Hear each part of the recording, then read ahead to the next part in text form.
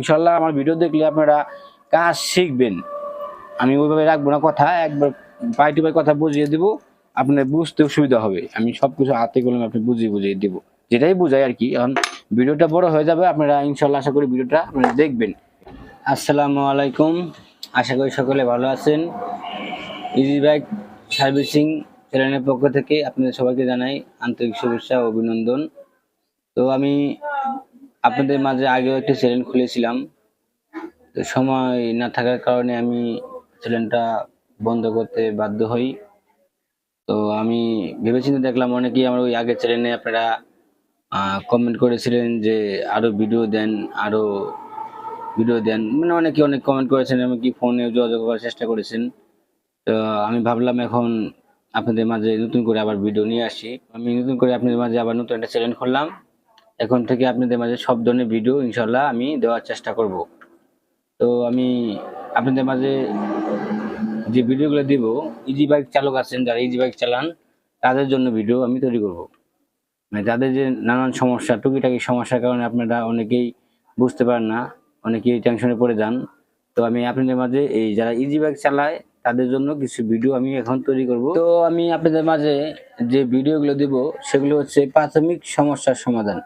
তো আপনাদের মাঝে যে প্রাথমিক সমস্যা, তার মানে হচ্ছে যে কনলস কি নষ্ট হলে কিভাবে বুঝবেন, পিক আপ নষ্ট হলে কিভাবে বুঝবেন, গাড়ি ওয়ারিং নষ্ট হলে কিভাবে বুঝবেন, গাড়ির মোটর আইসি নষ্ট হলে বা মোটর নষ্ট হলে কিভাবে বুঝবেন, আগে এই ভিডিওগুলো আমি আপনাদের মাঝে শেয়ার করব।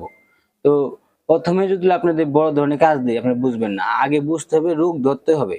রোগ ধরা শিখতে পারলেই আপনারা কাজ করতে পারবেন। এখন আপনি রোগ ধরতে না পারলে আপনি কাজ করতে পারবেন না। তো প্রথমে আমি আপনাদের দেখাবো কিভাবে রোগ দেবেন। রোগ ধরার পরে আস্তে আস্তে পর্যায়ক্রমে আমি আস্তে আস্তে আপনাদের সেই রোগ কিভাবে সলভ করতে হয়, কিভাবে ঠিক করতে হয় সেগুলো ভিডিও দেবো। তো ধাপে ধাপে আমি ভিডিও দেবো। আশা করি আপনারা সবাই আমার ভিডিওগুলো দেখবেন এবং কি আমাকে সাপোর্ট করবেন আরো ভিডিও দেওয়ার জন্য, যেন আমি আপনাদের মাঝে আরো ভালো ভালো ভিডিও আনতে পারি। অবশ্যই আপনারা কাজ শিখতে পারবেন, আমি ইনশাল্লাহ আশা করি আপনারা শিখতে পারবেন। যাই হোক, অনেক কথাই বললাম, এবার কাজের কথায় আসি। তো আমি আজকে আপনার প্রাথমিক যে সমস্যা, মানে রোগ ধরার সমস্যার কথা বলবো, সেটা হচ্ছে আপনাদের কন্ট্রোল বক্স নষ্ট হলে কিভাবে বুঝবেন। আসলে কন্ট্রোল বক্স নষ্ট হলে অনেক রোগ হয়, এক রোগই কোনো সময় হয় না, অনেক রোগ হয়। তারপরেও কিছু কিছু রোগের লক্ষণ মানে দেখলে বোঝা যায় যে এই রোগটা হয়েছে। রোগের কোনো মানে শেষ নাই, কন্ট্রোল রোগের শেষ তা নাই। কিন্তু কিছু কিছু মানে রোগ আছে যেগুলো স্যাম্পল রোগ, ওগুলো দেখলে আপনারা মিটার টিটার লাগবে না, এমনিতেই বুঝতে পারবেন যে কন্ট্রোল নষ্ট হয়েছে। আর কিছু কিছু রোগ আছে ওগুলো মিটার ছাড়া ঠিক করা যায় না। অতএব প্রথমে আমি আপনাদের মাঝে যেগুলো ছোটখাটো সমস্যা দেখা গেলো, এক জায়গায় গেছেন, ওখানে গাড়ি নষ্ট হলে আপনারা আসতে পারতেছেন না, বুঝতে পারছেন না কি সমস্যাটা, কনলসটা খুলে নিয়ে এখন ঠিক করতে পারতেছেন না, বুঝতেছেন না কনলস নষ্ট না পিক আপ নষ্ট। দেখা গেলো আপনি নষ্ট হচ্ছে কনলস, আমি নতুন একটা পিক আপ কিনে নিয়ে আসলেন 300 টাকা দিয়ে, এটা লাগালেন, হলো না, টাকাটা লস। তো প্রথমে আমি বুঝে দেবো আসলে সমস্যাটা, মানে কনলসটা কিভাবে রোগ, আসলে কনলসের রোগ নাকি আপনার গাড়িতে রোগ। এই পর্যায়ক্রমে আমি ধাপে ধাপে সব বুঝে দেবো। আগে বোঝাবো কনলসটা, তারপরে পিক আপটা বোঝাবো, তারপরে আপনার হলো গিয়ে ওয়ারিং এটা বোঝাবো, তারপরে হলো আপনি গাড়িতে গিয়ে তারপরে আপনাদের দেখে দেখে বোঝাবো, তারপরে মোটরটা বোঝাবো। আপনারা প্রথমে আজকে নতুন ভিডিও করতেছি যখন, আমি প্রথমে এখন রাত হয়ে গেছে, এখন গাড়ির সামনে যাওয়া যেতেছে না, অতএব আমি একটা মানে কনভার্সেশনটা দিয়ে শুরু করতেছি। তারপরে আস্তে আস্তে পর্যায়ক্রমে আপনাদের ভিডিও, অবশ্যই ভালো ভালো ভিডিও পাবেন এবং আশা করি আপনারা ভালো করে শিখতে পারবেন। তো চলেন শুরু করা যাক।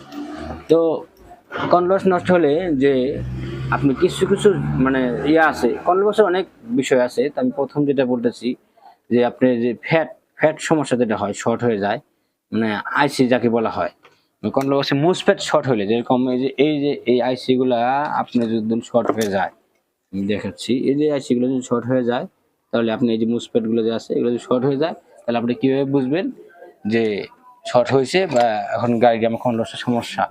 যাই হোক, আমি আপনাকে বলি, এখানে যে 5টা তার আছে দেখেন, এই 5টা তার হলো আপনি হাই ভোল্টেজের তার, এটা 60 ভোল্টের তার, এটি হলো হাই ভোল্টেজ, আর এগুলো হলো আপনার লো ভোল্টেজ মানে 5 ভোল্ট। এটা হলো আপনার এক কথায় বলতে গেলে এটা অসিলেশন ভোল্টেজ আমরা বলি, এবং কি এটা সেন্সর ভোল্টেজ। এখানে যত সেন্সর আছে, পিকআপ টিকআপ আবি যাবি, এগুলো সেন্সর, এটা সেন্সরের দিকে কাজ করে, এগুলো হলো সেন্সর ভোল্টেজ।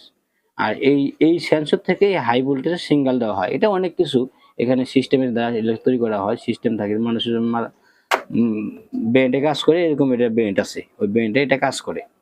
অতএব এগুলা ধাপে ধাপে সব শিখাবো আপনাদেরকে। এত কিছু বললে আপনার গুলিয়ে ফেলবেন, অত বলা যাবে না। আপনি ধাপে ধাপে আসে শিখেন, সব কিছু শিখতে পারবেন। কোন জায়গায় কি হয় না হয় সবই বুঝিয়ে দেবো। প্রথম বোঝাবো আপনাদের মাঝে যদি এই মুসপেট শর্ট হয়ে যায়, আপনি কিভাবে বুঝবেন যে এই মুসপেট গুলা শর্ট হয়ে গেছে, বা গাড়ি থেকে কিভাবে বুঝবেন, মিটার ছাড়া কিভাবে, না মেপেই মিটার ছাড়াই আপনি কিভাবে বুঝবেন যে আপনার কোন লসটা নষ্ট হয়ে গেছে। আবার কিছু কিছু রোগ আছে এটা মিটার ছাড়া আবার সমাধান করা যায় না। অতএব আপনি এটা আপনি বুঝতে পারবেন যখন আপনি ওই পিক আপ কিভাবে নষ্ট হলে পরীক্ষা করতে হবে, মিটার ছাড়া পিক আপও মিটার ছাড়া পরীক্ষা করা যায়, আপনার মোটরও মিটার ছাড়া পরীক্ষা করা যায়। এই যে কন্ট্রোল মিটার ছাড়া পরীক্ষা করা যায়। কিছু কিছু রোগ আছে, আবার কিছু কিছু রোগ আছে মিটার ছাড়া কাজ হয় না, মিটার মাপে তারপরে কাজ করতে হয়। অতএব আপনি স্যাম্পল যেগুলো এগুলো আগে শেখাচ্ছি, এগুলো আগে দেখেন, তারপরে আস্তে আস্তে আমরা আগাবো।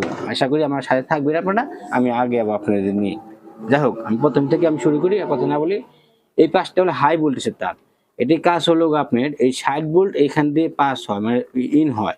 60 ভোল্ট ইন হয়ে আমাদের মোটরটা হলো 3 ফেজ মোটর। 220 না, প্রথম ছিল 220, ওটা হলো কার্বন সিস্টেম। এখন ওটা চলে গেছে ম্যাগনেটিক সিস্টেম 3 ফেজ মোটর। অতএব আমাদের ভোল্টেজ কিন্তু 2 ফেজ। এই যে দুইটা তার, একটা হলো লাল একটা কালা, এটা হলো 60 ভোল্টের 2 ফেজ, লাল কালা দুই তার, 2 ফেজ মোটর। এই 2 ফেজ ভোল্টেজ ঢুকে আপনার আউট হয় 3 ফেজ, মানে এসটি বলে আউট হয়। 3 ফেজ মানে এই যে এই ফ্যাটগুলোর কাজ হলো 2 ফেজ নিয়ে আমি 3 ফেজ আউট করে দিবি।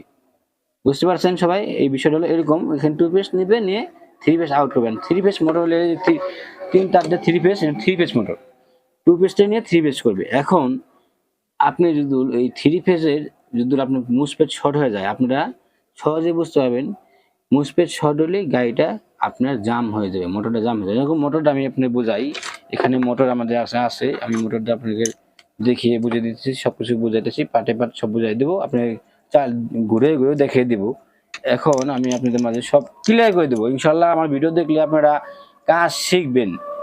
আমি ওইভাবে রাখবো না কথা, একবার পাই টু পাই কথা বুঝিয়ে দিব, আপনার বুঝতে সুবিধা হবে। আমি সবকিছু হাতে কলমে আপনি বুঝিয়ে দিব, যেটাই বুঝাই আর কি। এখন ভিডিওটা বড় হয়ে যাবে, আপনারা ইনশাল্লাহ আশা করি ভিডিওটা আপনারা দেখবেন, আপনারা আমার ভিডিওটা দেখবেন, আমার ভিডিওটা আপনারা অবশ্যই শিখতে পারবেন। এখন আমি আপনাদের মাঝে সব ক্লিয়ার করে দেবো ইনশাল্লাহ। আমার ভিডিও দেখলে আপনারা কাজ শিখবেন। আমি ওইভাবে রাখবো না কথা, একবার পাই টু পাই কথা বুঝিয়ে দিব, আপনার বুঝতেও সুবিধা হবে। আমি সবকিছু হাতে কলমে আপনি বুঝিয়ে দিব, যেটাই বুঝাই আর কি। এখন ভিডিওটা বড় হয়ে যাবে, আপনারা ইনশাল্লাহ আশা করি ভিডিওটা আপনারা দেখবেন, আপনারা আমার ভিডিওটা দেখবেন, আমার ভিডিওটা আপনারা অবশ্যই শিখতে পারবেন। প্রথম করতেছি তো দেরি হয়ে যাবে। মনে করেন যে এই যে মোটরটা আছে, এই মোটর হলো ম্যাগনেটিক মোটর। এটা আপনার হলো যখন এই তিনটা যখন এই যে এখান থেকে কিন্তু এটা ঘুরালে কিন্তু এটা এখান থেকে ভোল্টেজ বের হয়। ডাইনামিক সিস্টেম, ডাইনামা যেরকম ডাইনামা সিস্টেম, যেরকম এই দেখেন আমি এখন ঘুরাইতেছি, বাবা একটু ঘুরাও তো, এই যে আমি ঘুরাইতেছি দেখেন, ফ্রি, ঘুরাও, হ্যাঁ ফ্রি। এই দুইটা যখন আমি একখানে করে দেবো দেখেন আর ঘুরে না, জাম হয়ে গেছে। অর্থাৎ মোটরটা এখন আপনি এখানটা যে জাম হচ্ছে, এটা ভোল্টেজটা আপনার আউট করতে পারতেছে না, এখানে শর্ট হয়ে গেছে ভোল্টেজটা, যে কারণে এই মোটরটা কিন্তু ভোল্টেজ বের করে, এমনি আর্ধেক হইলেও কোনো মোটরের ভোল্টেজ বের হয়। এটা হলো আপনার ওই যে ডাইনামা যেরকম আছে ওইরকম সিস্টেম, জেনারেটর যেরকম এক পাশে গোয়েল এক পাশে ভোল্টেজ বের হয়, এটা একই সিস্টেম, এই ভোল্টেজ বের হয়। এই যে আবার ছেড়ে দিছি, শর্ট নাই। এখন এটা কাজ হলো, এখন আমরা কিভাবে বুঝবেন জাম হয়ে যায়, দেখেন খেয়াল করবেন, এই তার একখানে করলে এটা জাম হয়ে যায়। এখন আমরা কিভাবে বুঝবেন, এখন দেখা গেল কি এই ফ্যাট দিয়ে কিন্তু এই 3 ফেজ ভোল্টেজটা, 2 ফেজ ভোল্টেজটা কিন্তু এই আপনি এই মুসফেটের মাধ্যমে এই 3 ডায়োডে আসে। যখন এই মুসফেট গুলা শর্ট হয়ে যায়, তখন কিন্তু আপনি এই তিনটাই এগুলো কিন্তু শর্ট হয়ে যায়। শর্ট এটা একটা শর্ট হয়ে যায়, মানে নেগেটিভ পজিটিভ শর্ট হয়ে যায়। সেটা হওয়ার ফলে এটাই শর্ট হয়। শর্ট হওয়ার ফলে আপনি মনে করেন যে এই মনে করেন ফ্যাট শর্ট হলে এই তারটা মনে করেন এইভাবে বোঝায়, আপনি মনে করেন এই দুইটা একখানে হয়ে গেছে, শর্ট হয়ে গেছে। বাংলা বোঝায়, এটা বুঝাইলে অনেক কিছু সময় লাগবে, আপনি বুঝবেন না, মিটারগুলো বুঝাই দেবে।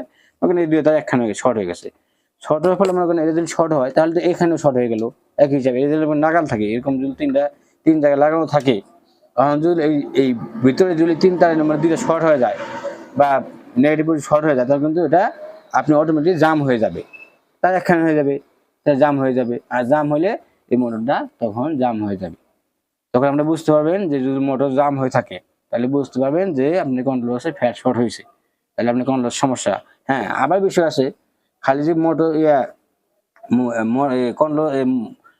মোটর জাম হলে কন্ট্রোলার সমস্যা তা না। মোটরও নষ্ট হয়। এখানে অনেক প্রকার ভেদ আছে। শর্ট হলেও কিন্তু মোটর কয়েল শর্ট হলে কিন্তু মোটর গাড়ি জাম হয়।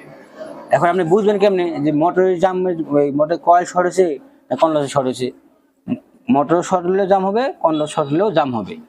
এখন বুঝবেন কিভাবে আপনি যে আপনি মোটর শর্ট না কন্ডেন্সার শর্ট? এখানে সুন্দর ছোট একটা জিনিস, আপনারা এই 3টা তার যে আপনি লাগানো থাকে, যে হলুদ নীল সবুজ তারপরে লাগানো থাকে 3টা, ওই পথ থেকে 3টা তার আলাদা করে ফেলবেন। এইভাবে মোটর থেকে এটা আলাদা করে ফেলবেন। এই তার যে 3টা আলাদা করবেন, এই 3টা আলাদা করে ফেলবেন, মোটর থেকে আউট করে ফেলবেন। খোলার পর আপনি চাক্কা ঘোরান দেবেন। যদি চাক্কা ঘুরে মোটরটা ফ্রি হয়ে যায়, তাহলে বুঝবেন কন্ট্রোল নষ্ট। আর যদি না, এটা খোলার পরেও আপনি মোটরটা জাম, ঘুরে না, তাহলে মোটর নষ্ট। এটা হলো কি আপনি মিটার ছাড়া একটা বেসিক একটা আপনি আইডিয়া দিলাম। এছাড়া অনেক রোগ আছে। এই খালি যে জাম হলেই কন্ডেন্সার নষ্ট, ফ্রি থাকলেই কন্ডেন্সার নষ্ট না, এইরকম কোনো কথা নাই। কিন্তু এটা হলো স্যাম্পল একটা বিষয় দিলাম। যাই জাম হয়ে যায় কখনো আপনাদের গাড়ি নষ্ট হয়ে যদি জাম হয়ে যায়, তাহলে আপনারা এইভাবে খুলে, এই 3 তার খুলে দেখবেন, এই মোটর 3টা তার খুলে আপনি আউট করে দেখবেন যে জাম আছে কিনা। যদি জাম থাকে তাহলে মোটর সমস্যা, আর যদি ফ্রি হয় তাহলে কন্ট্রোল সমস্যা। তো আমি যে বিষয় নিয়ে আলোচনা করলাম, যদি আপনাদের এটা বুঝতে সমস্যা হয়, তাহলে আপনারা অবশ্যই কমেন্ট করবেন। কমেন্টের মাধ্যমে আপনারা আমাকে জানাবেন। আমি অবশ্যই পরের ভিডিওতে বা কমেন্টে আপনাদের উত্তর দেওয়ার চেষ্টা করব। আর তা না হলে পরের ভিডিওতে এটা নিয়ে আবার বিস্তারিত আলোচনা করব ইনশাল্লাহ। আমি আশা করি আপনারা আমার সাথে থাকবেন, আমাকে সাপোর্ট করবেন। সবাই ভালো থাকবেন, সুস্থ থাকবেন। আসসালামু আলাইকুম।